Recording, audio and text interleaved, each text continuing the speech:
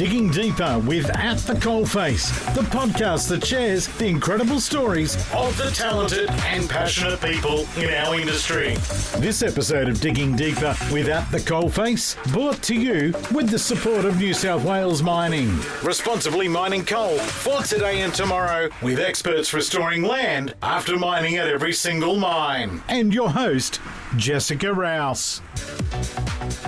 This is really exciting. We have taken Digging Deeper with the Coalface out on the road. We are at Blackrock Motorsport Park in Lake Macquarie. Now, Blackrock Motorsport Park, it was a coal mine, Rhondda Colliery, until the 1970s when mining came to an end after about 120 years. Rehab was finally completed in the 2000s, and now we're sitting here at Australia's first dedicated recreation resort park for motoring enthusiasts, including someone you've all heard a lot of, and we like to claim as our own, of Dakar champion, Finke champion, Toby Price. I'm excited to welcome Toby and the man behind Blackrock Motorsport Park, Tony Palmer, to this episode. Guys, welcome. Thanks very much, Jess. Good to be here.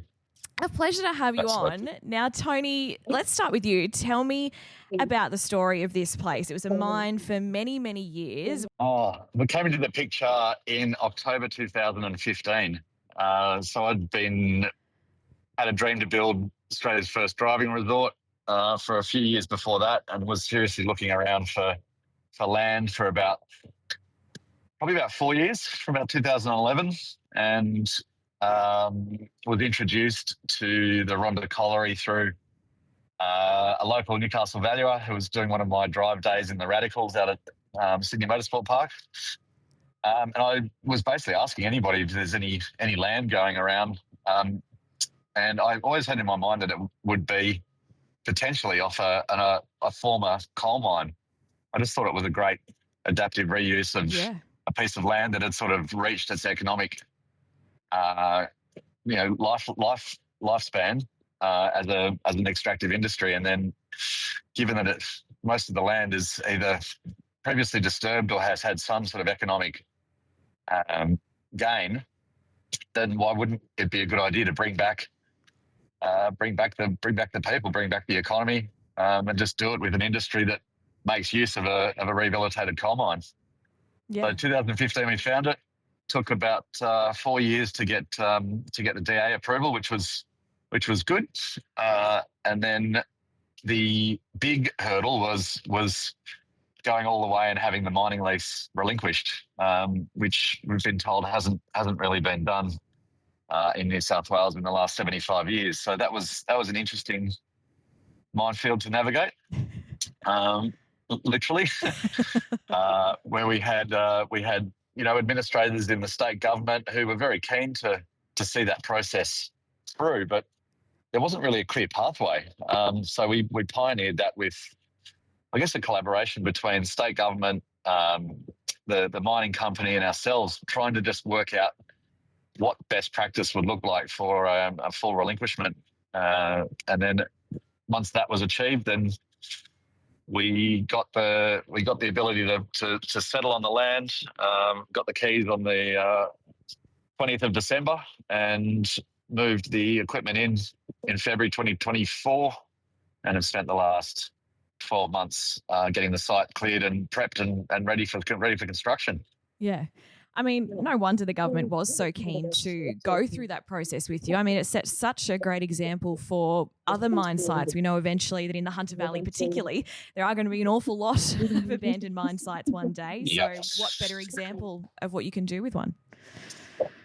Yeah, I think this is just one example of what you can do. I mean, there are going to be restrictions on a lot of these mines about, zoning and what you can and can't do based on their sort of the permission of their existing usage, but it doesn't mean that you can't. And I think looking in the recreation space or the leisure and recreation space, this is just one idea of hundreds that you could have. And I think it's good for people to start thinking about the what ifs now, well before closure and lease relinquishment, because especially with some of these mines, they've got such amazing infrastructure there that it boggles the mind that the mining companies have to take all that infrastructure out when sometimes with an adaptive reuse, some of that infrastructure might actually be perfect. Yeah. For us, there was there was a pub on the site. There was a couple of old cottages, managers' residence. But part of the cleanup and rehabilitation requirements was that they had to get rid of all those buildings. Now we're actually going out and rebuilding them. So it doesn't make sense that we can't have that conversation a bit earlier in the piece with the regulator, with the government, with the miners, and start to talk about the future use of some of these sites now, rather than wait for the clock to tick down. Yeah, that's exactly right. And the name for the motorsport park, a bit of an ode to its former life. Yeah, so this is one of those stories that it sounds unbelievable but true. So when we're researching the heritage of Rhondda Colliery, they started expecting in 1898, so quite a while ago. And in the library are all of the lots of scanned miners' diaries. And in one of the miners' diaries, the manager made a note and said, "We've been digging for weeks and today we finally hit the Black Rock." And the logo is actually a lift out of that note and as close to the handwriting as we could make it. So Blackrock was obviously it was the colloquial term for coal back in the day. So yeah, that's where it came from. Contrary to what some people are saying, we are not associated with Blackrock, the investment company. We've got nothing to do with it. We're a couple of Aussie blokes who actually ended up taking Blackrock to Blackrock Inc. and getting a trademark approved globally for Blackrock Motor Resort. So we went and had a bit of a David and Goliath on that, and we got it. So yeah, that's awesome. And there is the legacy. That's so cool. And obviously the plans for here, it's going to be so much more than just a racetrack. Yeah, that's the whole point. It's like, a ski resort is more than just the ski slopes. Resort. It's all of the facilities around that. Same with a golf resort. The idea that you are able to enjoy motoring at lots of different levels, not just going fast around a great track, but, we want to bring driver education to the region where we've got an amazing purpose-built irrigated skid pan where we can teach kids from as young as 14. We've got learner drivers, P-plate drivers, anyone who wants to drive performance cars. We've got a purpose-built driver training facility there that is going to increase the level of skill of our drivers on our roads in the region. Yeah. We've got the hotel where you can come and stay and play, come and stay and drive a few different types of cars. And then obviously we've got the village, the private village for people who have cars that they want to store at the track and come and use the facilities every day. When we've got that ability, and then the resort facilities like the spa, the gym, the pool. Yeah. And then 2 restaurants. So we'll have a 200-seat restaurant, and then we've got a trackside bistro and cafe. And a 4-wheel drive park as well. So yeah, that's awesome. Literally something for everyone, whether you want to practice, whether you want to learn. Exactly. Come for a weekend away. Exactly. That's exactly right. Yeah. I was exactly at right. the Cessnock rally track a couple of weeks ago, and they were testing out some sort of buggy out there. Is that something that you'd like to see happen here? Maybe Australian designers or people who've got something they want to test out on a track be able to test out their prototypes here at Blackrock? Yeah, look, for the tarmac world, yes, that's what Blackrock will be. Yeah. We would love to build a dirt world, and sitting next to Mr. Dirt himself, Toby Price, we would love to build. I think we're desperately undercooked on facilities like this in Australia. A facility that has, amazingly built infrastructure and tracks. Where people can come and test. I mean, and even, your side-by-side world, moto world, I think there's a huge opportunity to do something like that in Australia. It's probably not going to happen on our site. We're not DA approved for that, but I would be the first one to put my hand in the air and say I'll build one if we can find the right site. So you never know, there might be another coal mine floating around that could suit itself well to Toby Price's dirt world.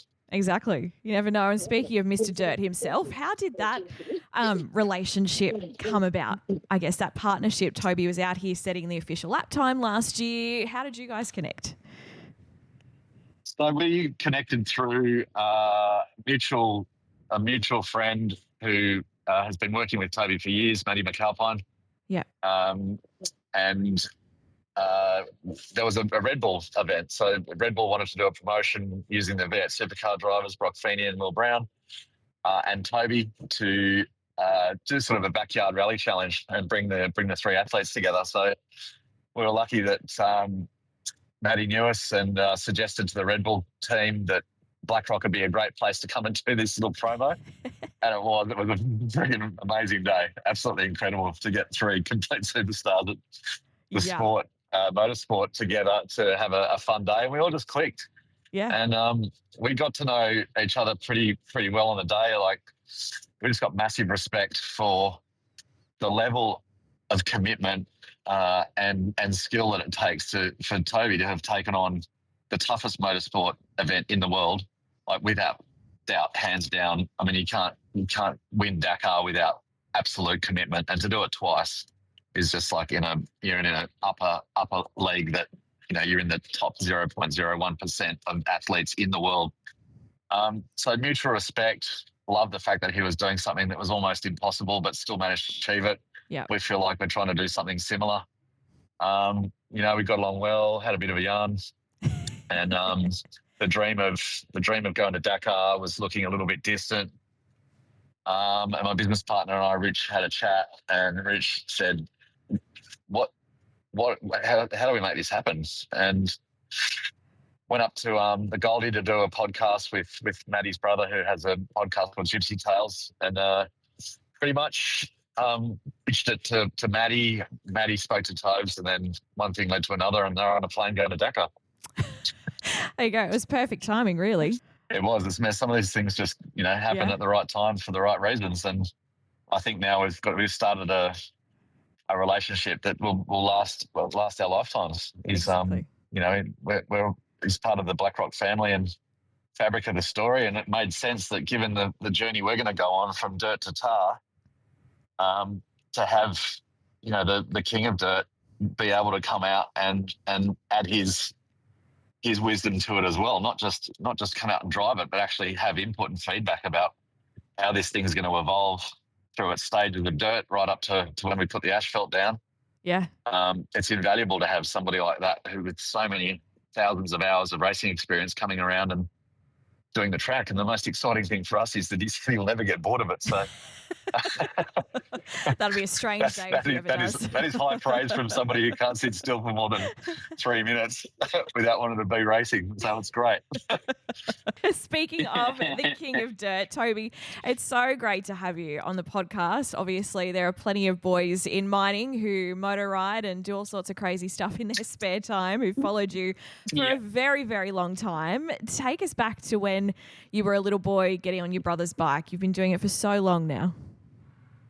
Yeah, it's been a long journey, and for me to race around on two wheels and starting out racing at 4. I just grew up on a big farm property way out west of Sydney, and that was my background where I learnt how to ride a motorcycle. And from there it's just been a long building process. Like I say, it's 34 years of competitive racing, and it's been the last probably 15, 20 years where it's been paying off as a job for us. So it's it's been a lifelong goal, and it all worked out. So it was unfortunately sometimes it doesn't happen for everybody, but we stuck with it through the injuries and the pain, and we usually came out the other side on the better end of it. So we've been pretty happy with that.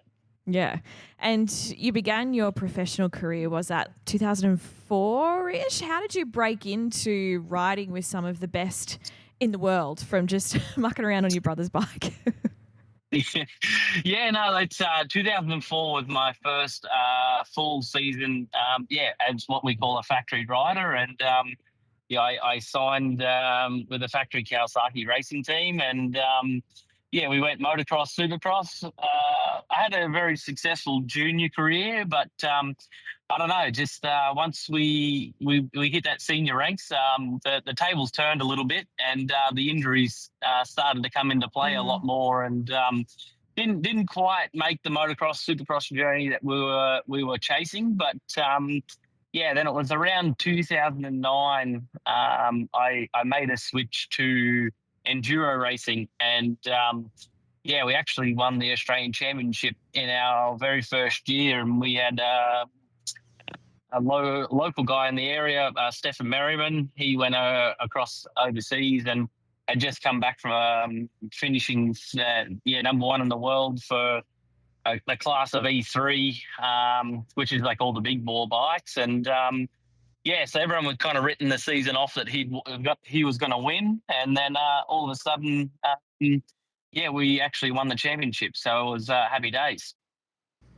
And you mentioned the fair few injuries that you've had. 2015, that was some sort of miracle that you managed to overcome a broken neck, like insane.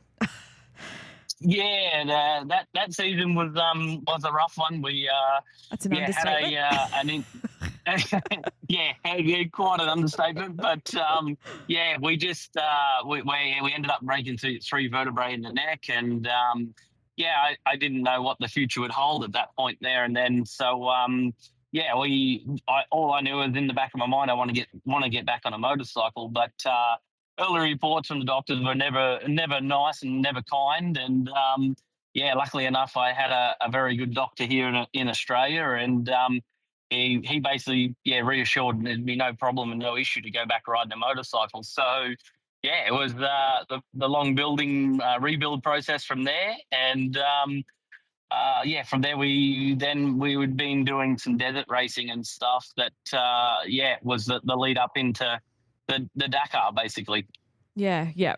I've worked on local radio in the Hunter for like 6-7 years maybe, and as we like to claim you as one of our own, we always follow your journey in the local news. And I remember reporting on one of your runs at Dakar in 2021, and I was blown away by how you managed to fix your bike, how you did, following the rules, duct tape and zip ties. Take us through what was happening there. Yeah, look, honestly, I was running on hopes and dreams at that point in time. I had a slice through the tyre, and with one of a stage that we call a marathon stage. So we have no outside assistance, and we can't get anybody to help fix the motorcycle other than yourself. And I didn't want my Dakar hopes and dreams to come to an end off a tyre, and the old race tape and zip ties were my only friend I had, basically. And it was a bit of a dodgy fix, but surprisingly enough, that tyre did another 672 kilometres, I think it was. Wow. And it held together, and I kept myself in the race. Unfortunately, those injuries played a part I think it was 2 days later, and ended up breaking a collarbone and a shoulder blade. So I have that never quit attitude. I don't like to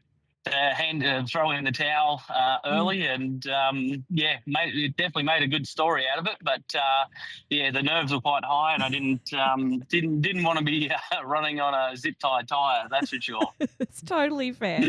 And that was a massive year for you. You came back to Australia and became the first person to win both the bike and the car category at the Finke race in record-breaking time. How does one manage to do both? I feel like that would have been an equally stressful time, perhaps. Yeah, for sure. I don't know. It's just, I come up with these crazy, silly ideas, and just kind of ran with it. And we were able to, best result we had was a second in the car and first outright in the bike. But it was record-breaking times, and I don't know.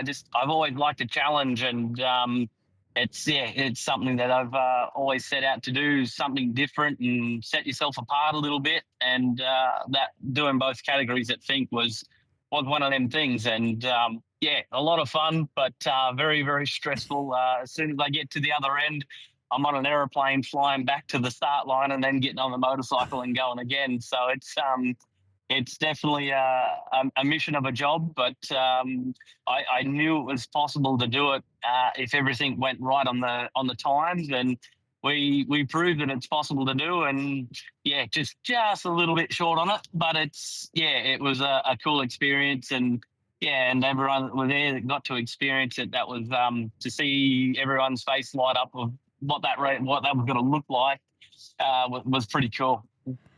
So is it that feeling of winning that keeps you wanting to go back for more and do those crazy things? Yeah, for sure. That's we don't line up to finish second, and you get that winning feeling, and there's nothing else like it. So yeah, it was what was always drawing me back, and still to this day, I think probably till I'm 70 or 80 years old, I'm probably going to be racing the old people at the retirement village to the biscuit tin and stuff. So it's never going to die out of me, I don't think. So it's I just the love for motorsport, love going fast, love seeing the people that come out to experience the races and be around everybody. It's the whole atmosphere of it is unreal. Yeah. What are your goals? Is there something you're aspiring to next? Are you going to transition from off-road racing? What does Toby want to do?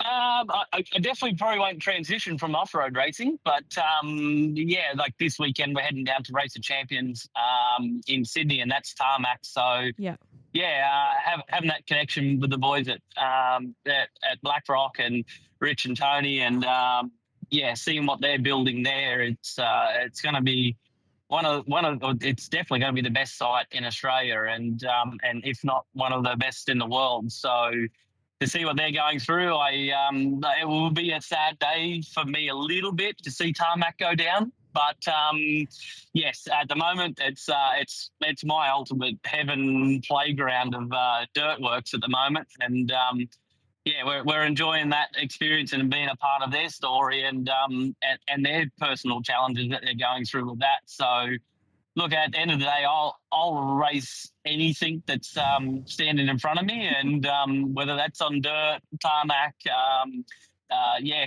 the water, whatever, I'll have a go of it. So it's if the opportunity's there, I grab it with both hands and run with it full gas to give my best performance in it, and at the same time have a lot of fun doing it. Yeah, for sure. Do you have anything that you do to help you relax, or is relax going at 500 miles an hour for you? Yep, that's my relaxed time. It's if I'm going 100 miles an hour, I'm in my comfort zone. That's where I feel like the world slows down, and that's where I feel at home. So it's anything that's got wheels, engines, and goes fast. I'm all for it. Yeah. And just lastly, what's a piece of advice you would have for anyone who's maybe thinking of getting into motorsport? I know a couple of mates who are thinking about going up to Finke. What would you say? Yeah, look, be ready for the experience for sure. And I think the best advice is that, especially with Finke, for sure, to just take your time. Don't think you need to be top gear and wide open that very first kilometre. Just get yourself comfortable at the pace and enjoy the experience with it. But the younger guys and that coming through and watching what they're doing these days, it's absolutely amazing. But stick with it. It's a lot of hard work. There's going to be tough days, but that's the tough days are what makes a champion stronger at the end. So it's put the hard work and effort in, and practice and more practice, and hopefully that the candle at the end of it is still alight, and they still love doing it. So it's definitely a fun journey for sure. Oh, definitely. Is there anyone you got your eye on at the moment in the sport who's coming up? Is there a next Toby Price somewhere? Yeah, look, honestly, there's a handful of kids these days that are coming through. I've